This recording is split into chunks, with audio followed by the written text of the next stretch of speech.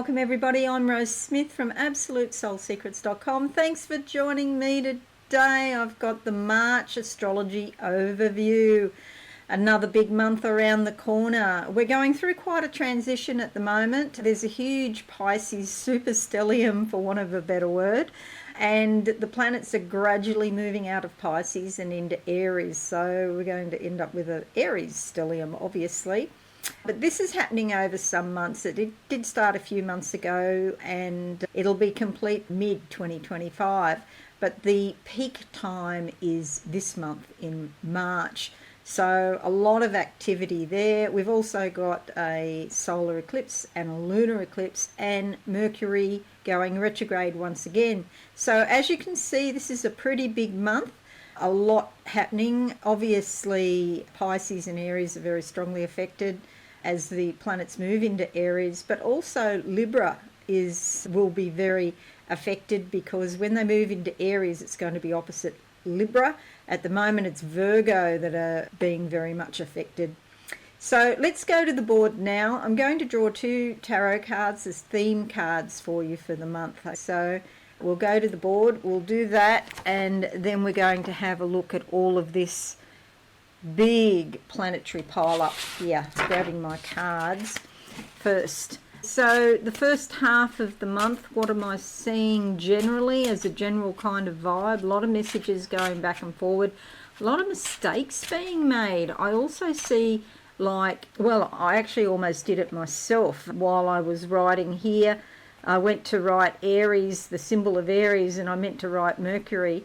And so mistakes like that are happening and people having to rub things out, erase things and start again. So do try not to rush. I would be trying to slow down, in fact. Aries is going to be pushing you to move faster, but that's when mistakes happen. There's a lot of, even though Aries is a fire sign, there's still a lot of water here. So it's almost like water and fire, they don't mix. Water puts out fire, in fact, and so it's like water, Pisces trying to hang on to its last little bit of strength before the planets leave and relocate to Aries. The card that comes up for the first half of the month is the Ten of Wands, all about dropping the burden. If you've been carrying too much on your shoulders, this is your chance really to let go of it, because pretty soon we're going to be coming up to this period of time where we have to actually take action.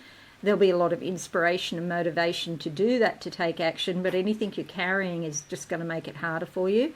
So let go of as much of the past as you can, in a sense, and only keep things that are really working for you. Things that are not working for you, let go of them. There's a lot of green in this card, which is good, suggests growth and opportunity, and it's also the number 10. So this is a 1 and a 0, so we're at the end of the cycle and we're patiently waiting now for the new beginning of the cycle to start. The end's just about, by mid-year the end will be finished and we'll be well and truly into the new cycle of new beginnings. I've just forgotten the name, it's just gone out of my head, but this 00 degree point moving from Pisces into Aries is a very critical, sensitive degree point in the zodiac wheel. So this is going to be quite a big deal, what's happening in the cosmos, but also here on Earth. We're going to see a lot of new changes and, I must say, chaos ensuing with those changes. So prepare yourself, let go of the past. There are some good things that are going to happen and the opportunities come up. So I would say grab them with both hands. The second half of the month, what do I see for you? The wheels are spinning. It's like an old paddle boat or a paddle steamer on the Mississippi River in the 1800s, perhaps those sorts of times, 1800s. And I see the big paddle wheel going around and around, and sometimes it hits some snags and debris, and that's going to slow the boat down. So yes, it'll keep going. If it stops, it'll be fixed. So I'm thinking of the world at large here, even though I'm doing an overview just of what all of the planets are doing, the personal planets, social and not so much the transpersonal, this time I'm sort of getting a lot of vibes about countries. So I think things could slow down in the world. Work could slow down, so it's important to make yourself secure. Some people will lose their jobs in the next few months for sure. And if we look at what's going on in the US, we can see that already happening. So anyway, the second card that comes up is that one, money. Take care of your money. The Two of Pentacles is not really negative or positive, it's more neutral, but I always put a positive spin on it just for the sheer fact of green. It's growth, opportunity, development. But Two of Pentacles traditionally is just saying that matters of money are occupying your thoughts. It's time to get organised, more or less. And so I see it as slightly positive. You can actually leave one situation to start another situation, join another situation, which is actually more beneficial for you. Now, what I'll do is I'll make this bigger and I'll move these cards over here so you can see. So bear these cards in mind. They always stick to the board, I don't know why. So all right, so you can see this absolute cosmic pile-up of planets happening over here in the 12th and the first house. And this is the movement from Pisces into Aries. So as well as that, we've got the lunar eclipse over here, and we've got the solar eclipse, and we've got Mercury retrograde. Okay, so this month, let's talk about it. Logic takes a bit of a back seat. Emotions are running the show. Reality feels more like a shifting mirage than solid ground. Imagine, like I was saying about the Mississippi River, you're actually in the river and trying to swim, and so I hope you can swim. It's probably, instead of swimming against the current, it's probably better to go with the current wherever it takes you. It is a time of deep spiritual awakening, self-reflection, and maybe even a few reality checks. But there is a lot of potential that you can work with. I'm going to give you the planet by planet, blow by blow description now.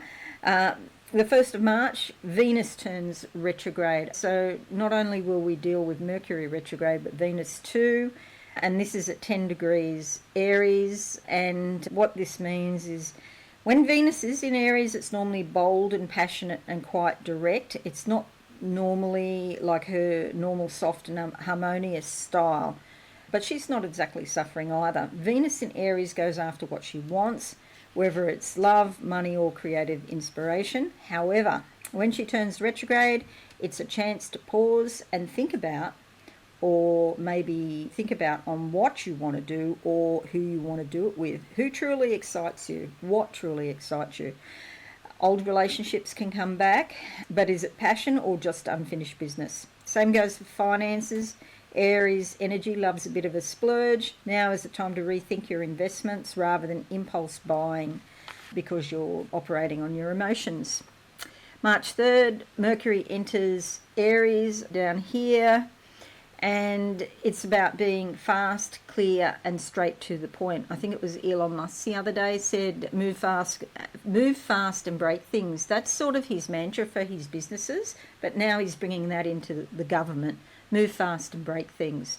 It's one thing doing it with a private company or even a public company. It's a different thing altogether doing it with a government. Lots of people are going to get hurt by this type of philosophy because doesn't actually think about all of the permutations and consequences as a result of the actions. This is a great time for making decisions about taking action, but there's not much patience, and that's not a strength. So if you feel the urge to say something right now, ask yourself if it actually needs to be said, or is it just energy coming from Aries out of your mouth. This transit is brilliant for confidence in speaking, quick thinking, and getting things moving. Now, I'll have to make comment on this too, because I've noticed if I ring the bank or some big corporation and the person on the other end of the phone has a quota and they have to speak to X amount of callers, they speak so fast. And so I actually have to tell them to slow down. I say it's not a race. You can take your time and pull them up. because things are moving faster and faster. But what that actually means is it's just shallow skimming the surface. You don't get the deep insight. And so it's actually quite a dangerous thing if not used appropriately. If somebody's sounding abrupt, then they probably don't mean to be, but they're in Aries mode. It's the energy that's driving them. March 14th, the full lunar eclipse in Virgo. So Virgo is the queen of clarity. This eclipse wants you to see what's been hiding in plain sight. Often people will tell you, but they couch it in such a way that it sounds semi-reasonable. And then you find out later it's much worse than you thought. So Virgo is associated with work, health, and daily routines, and also pets. If something feels messy or uncertain, this eclipse says, right, it's now time to sort it out. You might realise what's not working, or you get a sign from upstairs to let go of whatever it is that's been draining you. This is not about being perfect, although Virgo would love that. It's about getting real, about what's practical, and just what creates unnecessary stress. So my rule is, give it a score out of 10. If it's greater than 8, it's a goer. If it's less than 8, it's not. If it's an 8.5 or greater, that's even better. 8 is sort of like my absolute minimum to go ahead, but I'm happy if it's over 8.5. That's how I make a decision if I'm not sure of something. March 15, these are in Australian time, so if you're in the US, take a day off because I've converted this to Australian times. Mercury Retrograde at 9 degrees Aries. Mercury Retrograde isn't so much about delays, but it is about going back to the past, revisiting ideas, decisions, and conversations with fresh new eyes. So I was saying about drop the burden. In order to drop the burden, you have to go back and examine the burden, reassess, make a new decision. And this is a kind of retrograde where things can grind to a halt. It's more like, it's not that type of retrograde. It's more like things slow down and you reassess what you thought was already settled, realise that there's a better way, and then you make fine adjustments to your course. Your plans might change, but that's not a bad thing. It's a chance to fine-tune instead of rushing ahead half-baked.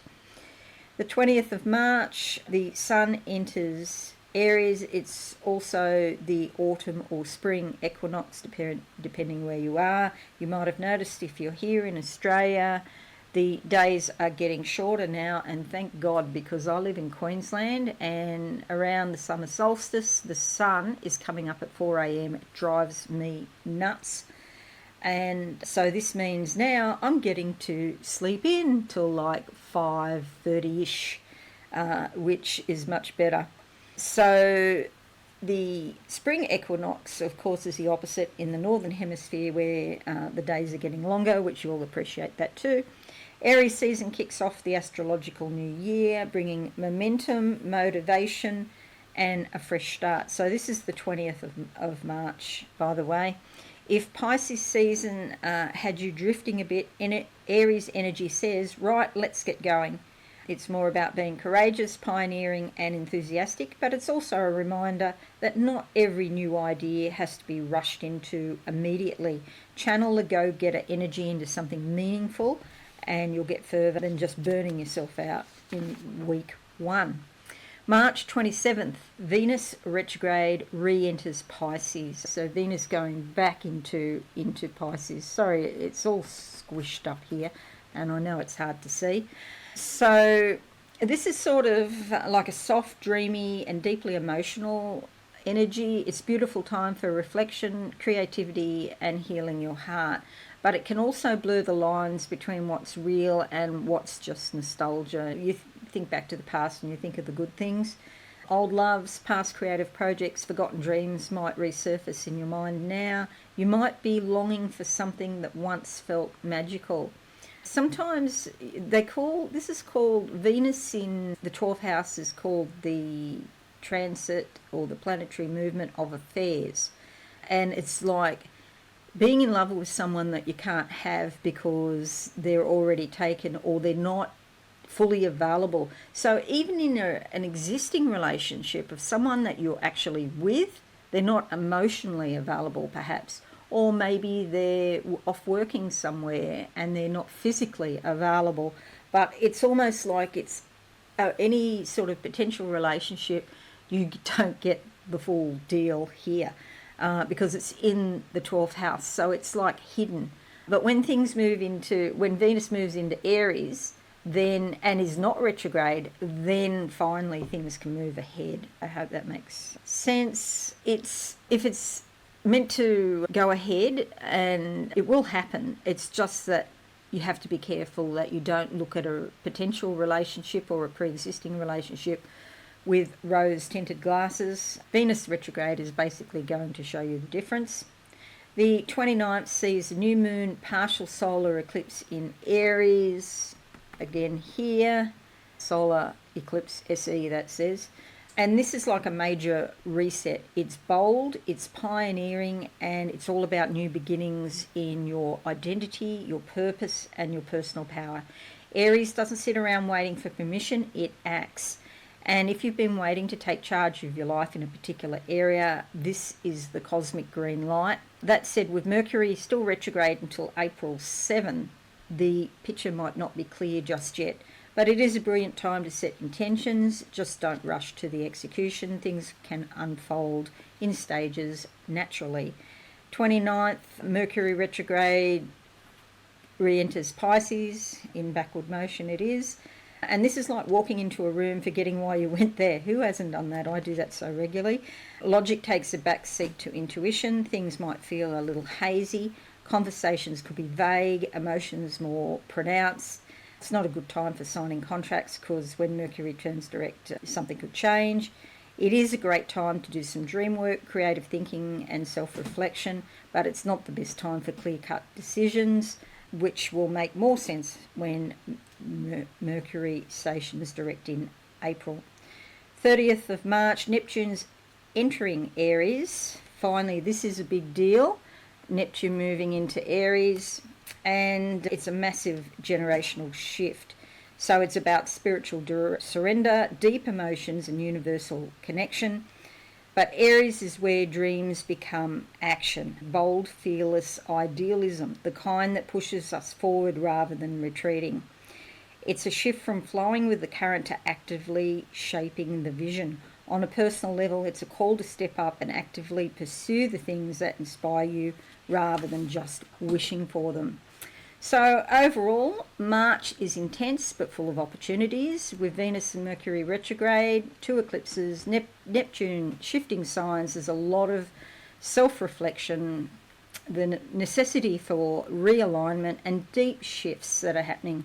And the super stellium in Pisces gradually moving into Aries. This is a big deal that we all have to deal with. 4 planets plus the North Node in Pisces. Logic really is taking a back seat at the moment. It's all about gut feelings, synchronicities, and deep emotional shifts. It's fluid, creative, and deeply spiritual, but very fuzzy around the edges. Also, be careful of like headaches and migraines. It's a lot to process what's happening in the spiritual world. So, don't put yourself under pressure. Maybe try to limit stimulus of light and sound. Be careful what you listen to, who you follow, because you're getting, and even with me, I'm just a human, and you're just getting a reality filtered through our past experiences. You have to make up your mind what's appropriate for you, basically. So lean into your own intuition. Pay attention to your body, because if something's not right, your body's going to give you a physical sign if you're sensitive enough to pick it up. Regarding love and relationships, it's all about reassessment, reworking, reconnecting. Pisces energy softens, but Aries ignites. Communications are slower, more intuitive, but prone to misunderstandings. Listen beyond the words. Career and goals are all about new beginnings, but needing some faith over force. Energy levels, a bold mix of Aries action and deep Pisces self-reflection. So pace yourself, ride the waves. That's basically the key to working with the March 2025 astrology. Trust the timing, don't force what's not ready, and embrace fire, Aries, and the flow of water, Pisces. So I hope that all makes sense to you. Thanks so much for listening. I'm in the process of doing the March horoscopes for the website at the moment. If you're new, subscribe and be alive. Leave a comment, that would be fabulous. I'm just waiting over the next few months. Saturn is going to change sign, come out of my 5th house, thank God. And then hopefully it will go into my 6th house, which is probably not going to be great. So this is for all Librans, by the way, but hopefully after that I'll be able to do some interesting videos. I've got so many ideas, but at the moment I've got so much work I can't get to do that really juicy stuff that I want to look at with long-term planetary movements and what it means looking into the future, you know, where we're going, because we're right on the precipice. It's actually started right now. This change we're going through is absolutely huge. All right, have a great month. I'll see you all again soon. Thanks and bye for now.